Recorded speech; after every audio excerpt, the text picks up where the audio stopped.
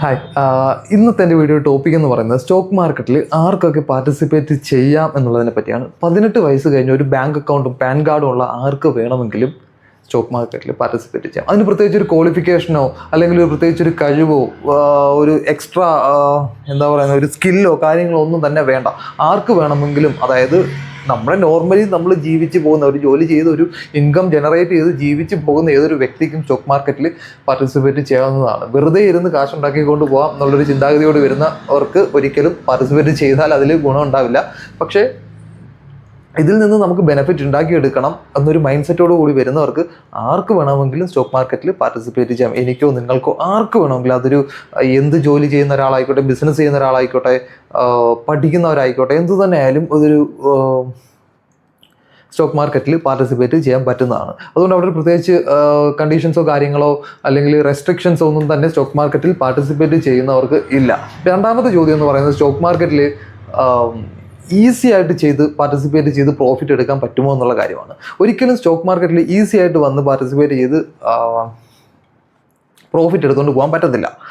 ഒരു ബിഗിനർ എന്ന നിലയിൽ വരുമ്പോൾ തുടക്ക കാലഘട്ടങ്ങളിൽ നിന്ന് തന്നെ പ്രോഫിറ്റ് മാത്രം എടുക്കുക എന്നുള്ളൊരു ചിന്താഗതിയോടുകൂടി വന്നു കഴിഞ്ഞാൽ ഒരിക്കലും സ്റ്റോക്ക് മാർക്കറ്റിൽ നമുക്ക് ഒരു കോമ്പിറ്റൻസി അല്ലെങ്കിൽ നമ്മുടെ കഴിവ് അതിൽ തെളിയിക്കാനോ അതിൽ നിന്ന് ഇൻകം ജനറേറ്റ് ചെയ്യാനോ പ്രോഫിറ്റബിൾ ആവാനോ പറ്റത്തില്ല.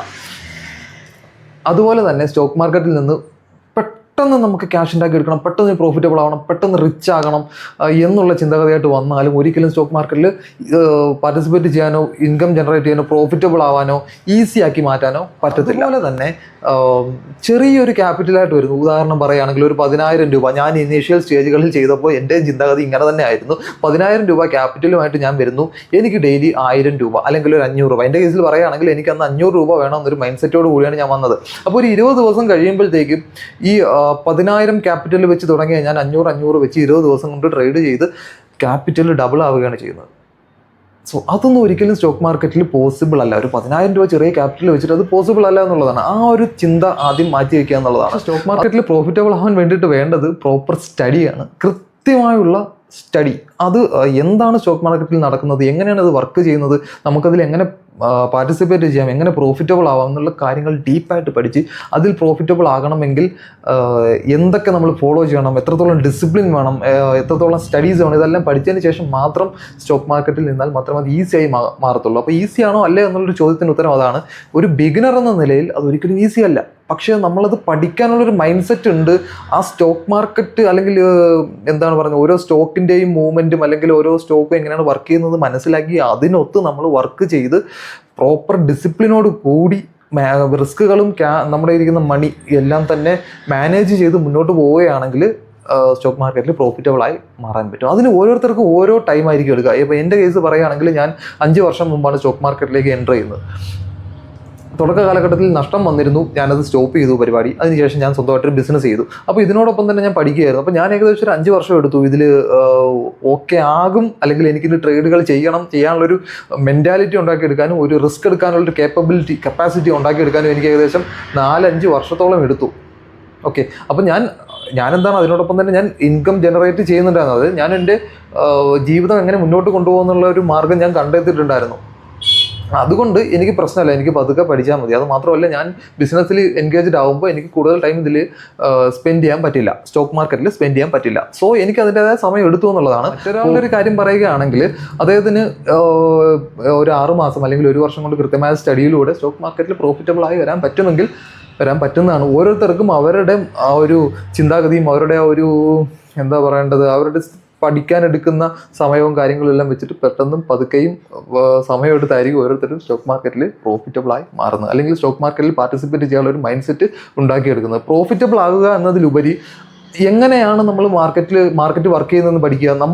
നമ്മൾ നടത്തുന്ന സ്റ്റഡീസ് കൃത്യമായി വർക്ക് ചെയ്യുന്നുണ്ടെങ്കിൽ അതാണ് ഏറ്റവും ടെസ്റ്റ്. ഒരിക്കലും പ്രോഫിറ്റ് എടുക്കുക എന്നുള്ളതല്ല. ആ ഒരു പ്രോഫിറ്റ് എടുക്കുക എന്നുള്ള മൈൻഡ് സെറ്റ് വിട്ടതിന് ശേഷം സ്റ്റഡീസും കാര്യങ്ങളും എല്ലാം കൃത്യമായിട്ട് വർക്ക് ചെയ്യുകയാണെങ്കിൽ അത് തന്നെയാണ് ഏറ്റവും നല്ലത്. കാരണം അത് വർക്കായി കഴിഞ്ഞാൽ ഓട്ടോമാറ്റിക്കലി നമുക്ക് പ്രോഫിറ്റ് വന്നുകൊണ്ടേയിരിക്കും. പിന്നെ നമ്മൾ ആ പ്രോഫിറ്റിൻ്റെ സൈഡിലേക്ക് തിരിഞ്ഞു നോക്കേണ്ട ആവശ്യമേ ഇല്ല. അപ്പോൾ ആദ്യം ചെയ്യേണ്ടത് പഠിച്ചതിന് ശേഷം മാർക്കറ്റിനെ അനലൈസ് ചെയ്യുക, നമ്മുടെ സ്റ്റഡീസ് വർക്ക് ചെയ്യുന്നുണ്ടോ നോക്കുക. സോ ദെൻ അത് ഓക്കെ ആണ്. പിന്നെ നമ്മൾ ആ ഭാഗം നമ്മൾ സേഫ് ആയി കഴിഞ്ഞു. എൻ്റെ കേസിൽ അതാണ് ഇപ്പോൾ സംഭവിച്ചിരിക്കുന്നത്. ഞാൻ നടത്തുന്ന സ്റ്റഡീസൊക്കെ കൃത്യമായി വർക്ക് ചെയ്യുന്നുണ്ട്. കൃത്യമായിട്ട് പ്രോഫിറ്റ് അല്ലെങ്കിൽ ലോസിലേക്ക് പോകുകയാണെങ്കിൽ ഞാൻ ലിമിറ്റ് ചെയ്ത ലോസിലേക്ക് പോയിട്ട് അവിടെ നിന്ന് ട്രേഡ് എക്സിറ്റ് ചെയ്യാൻ പറ്റുന്നുണ്ട്. എൻ്റെ സ്റ്റഡീസ് ഒരു 80 to 90% വർക്ക് ചെയ്യുന്നുണ്ട്. സോ അപ്പോൾ എനിക്ക് കിട്ടിയ കോൺഫിഡൻസ് വേറെ ലെവലാണ്. അപ്പോൾ ആ കോൺഫിഡൻസ് വെച്ചിട്ട് ഞാൻ ട്രേഡിലേക്ക് എൻ്റർ ചെയ്ത് കഴിഞ്ഞാൽ ഏറ്റവും ചെറിയ രീതിയിൽ ചെറിയ ക്വാണ്ടിറ്റിയിൽ ട്രേഡിലേക്ക് എൻ്റർ ചെയ്തുകൊണ്ട് ചെറിയ ചെറിയ പ്രോഫിറ്റുകൾ എടുത്ത് അതിനെ സ്കെയിൽ ചെയ്തുകൊണ്ട് ക്യാപിറ്റൽ കൂട്ടി പ്രോഫിറ്റ് കൂട്ടി എടുക്കുകയാണെങ്കിൽ സ്റ്റോക്ക് മാർക്കറ്റിൽ സക്സസ്ഫുൾ ആവും. അതാണ് എൻ്റെ പ്ലാൻ. ഞാൻ അങ്ങനെയാണ് മുന്നോട്ട് പോകാൻ ആഗ്രഹിക്കുന്നത്. ഇത്രയുമാണ് സ്റ്റോക്ക് മാർക്കറ്റിൽ പ്രോഫിറ്റബിൾ ആകാൻ പറ്റുമോ അല്ലെങ്കിൽ സ്റ്റോക്ക് മാർക്കറ്റ് ഈസി ആണോ ചോദ്യത്തിനുള്ള ഉത്തരം.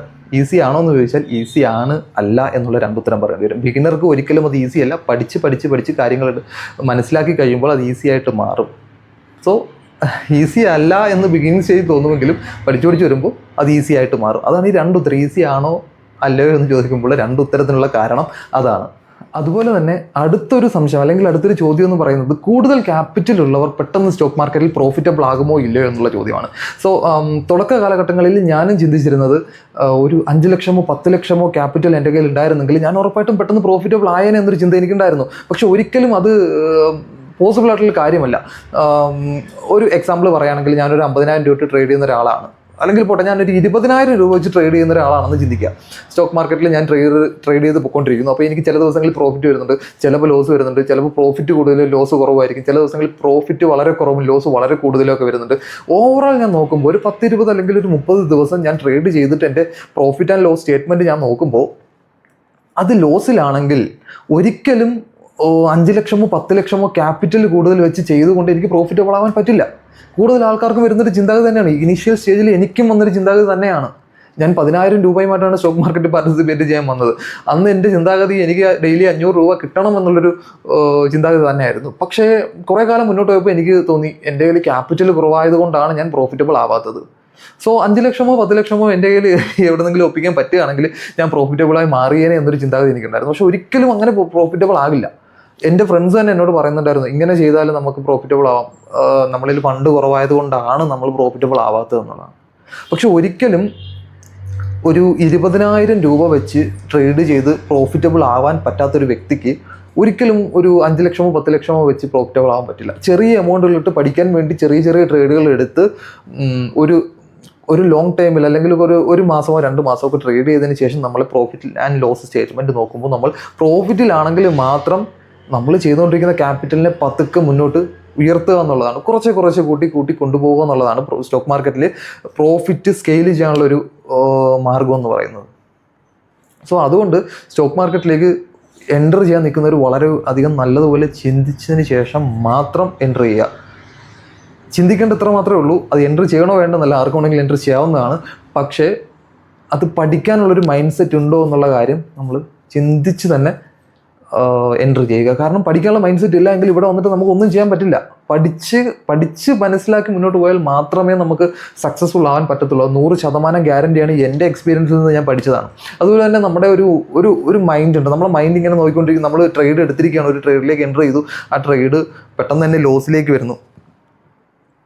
ലോസിലേക്ക് വന്നതിന് ശേഷം ഏകദേശം ഒരു 1000, 2000, 3000, 4000 ഒക്കെ ലോസ് കാണിക്കുമ്പോൾ നമ്മുടെ ടെൻഷൻ കൂടുകയാണെങ്കിൽ ഒരിക്കലും നമുക്ക് സ്റ്റോക്ക് മാർക്കറ്റിൽ ആ ഒരു മൈൻഡ് വെച്ചുകൊണ്ട് പാർട്ടിസിപ്പേറ്റ് ചെയ്യാൻ പറ്റില്ല. ആ ഒരു മൈൻഡ് മാറ്റിയെടുക്കാൻ വേണ്ടി ചെറിയ ട്രേഡുകൾ എടുക്കുക എന്നുള്ളതാണ്. എടുത്തതിന് ശേഷം എന്താണ് സ്റ്റോക്ക് മാർക്കറ്റിൽ സംഭവിക്കുന്നത് നമ്മൾ മനസ്സിലാക്കി എടുത്തതിന് ശേഷം എങ്ങനെ പ്രോഫിറ്റബിൾ ആകാം എന്നുള്ളത് മനസ്സിലാക്കിയതിന് ശേഷം മാത്രം വലിയ ട്രേഡുകൾ എടുക്കുക എന്നുള്ളതാണ്. പെട്ടെന്ന് ഒരു ദിവസം നമ്മളൊരു വലിയ പ്രോഫിറ്റ് കാണുന്നത്. ഞാനൊരു ചെറിയൊരു ഈ പറഞ്ഞ പോലെ 20,000 25,000 ഇട്ട് ഞാൻ ട്രേഡ് ചെയ്യുന്നു. എനിക്ക് ഒറ്റ ദിവസം കൊണ്ട് എന്തോ ഞാൻ ഒരു ട്രേഡ് എടുത്തപ്പോൾ അന്നത്തെ ദിവസം സ്റ്റോക്ക് വളരെയധികം പെട്ടെന്ന് മുന്നോട്ട് പോയി.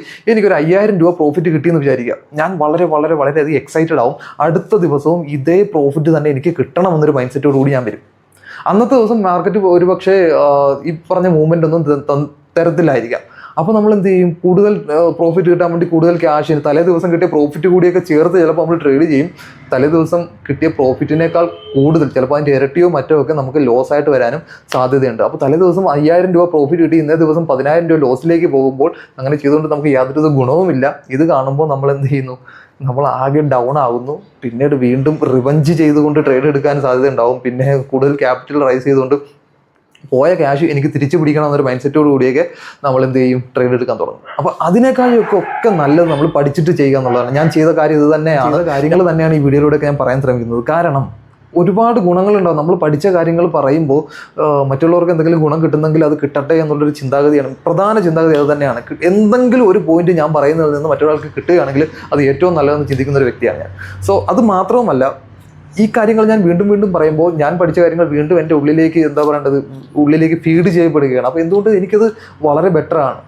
ഇപ്പോൾ മറ്റൊരാൾ വീഡിയോ കാണുന്നില്ല, എൻ്റെ വീഡിയോ കണ്ടതിന് ശേഷം ബോറിംഗ് ആണ്, അല്ലെങ്കിൽ മോശമാണ്, അല്ലെങ്കിൽ ഈ കണ്ടന്റിനോട് ഇഷ്ടമില്ലാത്തൊരു വ്യക്തിയാണെങ്കിലും വീഡിയോ കാണൊക്കെ സ്റ്റോപ്പ് ചെയ്ത് പോവുകയാണെങ്കിൽ പോലും എനിക്ക് പ്രശ്നമില്ല. കാരണം ഞാൻ എനിക്ക് വേണ്ടി കൂടിയാണ് ഇത് ചെയ്യുന്നത്. സോ അതുകൊണ്ട് ഇനിയും എനിക്ക് പറ്റുന്ന കാര്യങ്ങൾ ഞാൻ ചെയ്തുകൊണ്ടേയിരിക്കും. അതുപോലെ തന്നെ ഞാൻ പറയുന്ന കണ്ടന്റുകളിൽ എന്തെങ്കിലും പ്രശ്നങ്ങളോ മിസ്റ്റേക്കുകളോ ഉണ്ടെങ്കിൽ എനിക്ക് കമൻ്റായിട്ട് പറഞ്ഞു തന്നു കഴിഞ്ഞാൽ ഞാനത് തിരുത്തി നല്ല രീതിയിൽ വീണ്ടും ഇമ്പ്രൂവ് ചെയ്തുകൊണ്ട് വീഡിയോ ചെയ്യാൻ ശ്രമിക്കുന്നത്. അതുപോലെ തന്നെ എൻ്റെ കണ്ടന്റുകളും വീഡിയോസും ഒക്കെ ഇഷ്ടപ്പെടുന്നുണ്ടെങ്കിൽ തീർച്ചയായിട്ടും എൻ്റെ ചാനൽ ഒന്ന് സബ്സ്ക്രൈബ് ചെയ്യുക. അതുപോലെ തന്നെ ലൈക്ക് കൂടി ഒന്ന് ചെയ്തേക്കുക. അഭിപ്രായങ്ങളൊക്കെ കമൻറ്റ് സെക്ഷനിൽ ഒന്ന് എഴുതുക. ഇനിയും ഇതുപോലെ സമയം കിട്ടുമ്പോൾ ഞാൻ പഠിച്ച കാര്യങ്ങൾ നല്ല രീതിയിൽ പ്രസൻറ്റ് ചെയ്യാൻ പറ്റുന്ന രീതിയിൽ ഞാൻ പ്രസൻറ്റ് ചെയ്യാൻ ശ്രമിക്കുന്നതായിരിക്കും.